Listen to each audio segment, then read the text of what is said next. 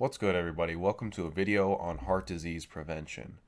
Now, remember that this is important because cardiovascular disease is the #1 preventable killer in first world countries. So, once again, I have the three contributing factors to heart disease over here, and then I have an all category of things that you can do to mitigate your risk in all of these categories.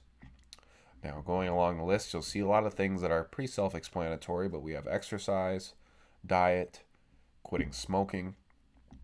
And then the one you might not have seen is estrogen. Estrogen is actually a very important molecule for all three of these factors.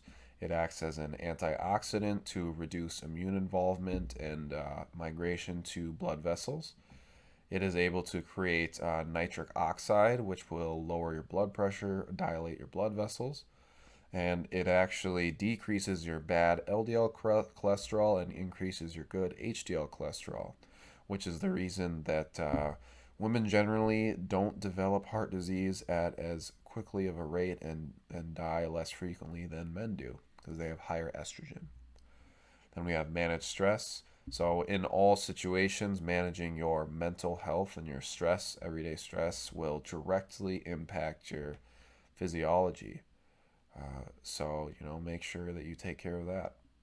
We have having a healthy body weight, and this means not only not being overweight, but also don't be underweight. People that are anorexic actually have an equal to or greater incidence of cardiovascular events for a variety of reasons, such as micronutrient starvation, things like that. So, you want to have a little bit of fat on your body, and you don't want to have too much fat on your body.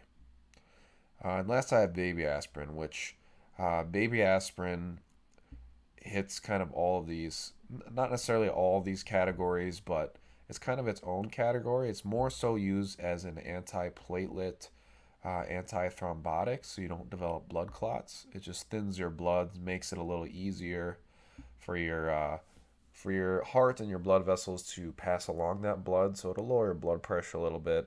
It'll lower the inflammation in your body a little bit, but it won't really touch the LDL cholesterol. So, moving on to LDL cholesterol, you want to limit dietary saturated fat because saturated fat actually inhibits the ability of your HDL good cholesterol to be an antioxidant. And as I talked about in a previous video, HDL is just as, if not more important than LDL cholesterol. So, you definitely want to limit your saturated fat so that HDL can do its job appropriately. Furthermore, it also increases LDL, your bad cholesterol. Similarly, limiting your dietary cholesterol is bad for the same reasons.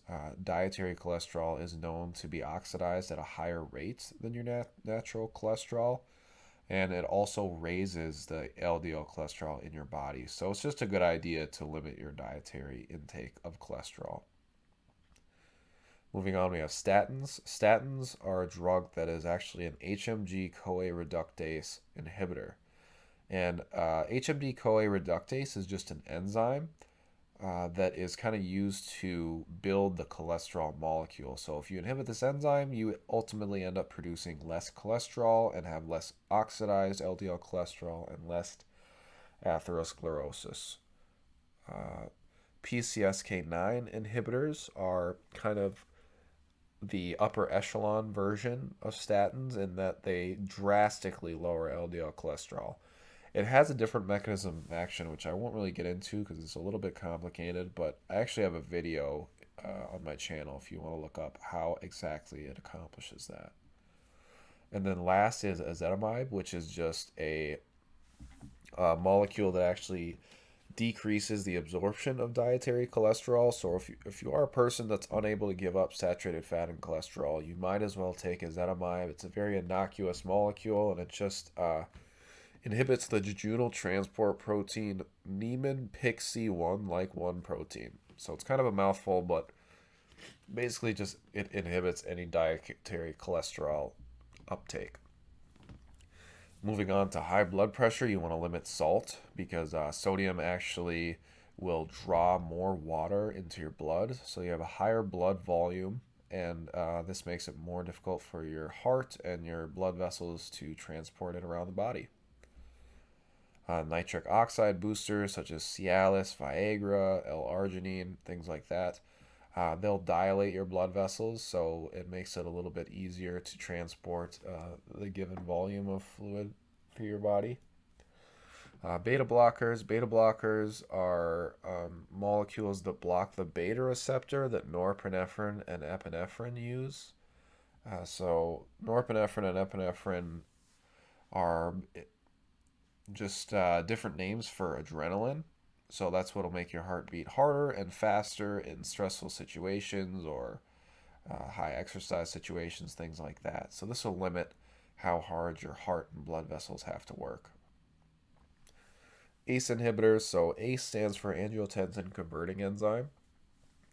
And it's an enzyme that converts angiotensinogen into angiotensin.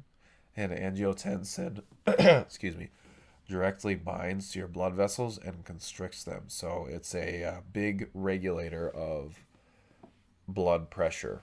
So if you limit the amount of angiotensin that is created, it will lower your blood pressure. Moving on, angiotensin 2 receptor blockers will just kind of be a little bit more specific than ACE inhibitors, and they'll directly block the angiotensin receptor, so it just can't even bind and exert its blood vessel constricting effects. Calcium channel blockers are able to lower your blood pressure by so it blocks the amount of calcium that is transported into your heart muscle as well as like your skeletal muscles. And this is important because the amount of calcium that is transported and used in contracting your muscles in your heart and your skeletal muscles is directly correlated to the strength of the contraction. So if you have less calcium, your heart will not contract and beat as hard, and you will have lower blood pressure. Last, we have diuretics, which just reduce the blood volume, so the volume of water and sodium in your blood. And so if you have a lower blood volume, then it's easier to pump the blood around your body. And then last, I have inflammation just to remind everybody that that is a part of heart disease and cardiovascular disease, but there's not a particular medication at this point that targets inflammation because it's a little bit tricky. You want a little bit of inflammation to kind of make your body more resilient and build it up stronger, but too much inflammation can cause a lot of problems. So at this juncture, we don't have a particular molecule that puts inflammation right where we want it, but there are some other things that can limit inflammation, such as statins and most of the things in the all category.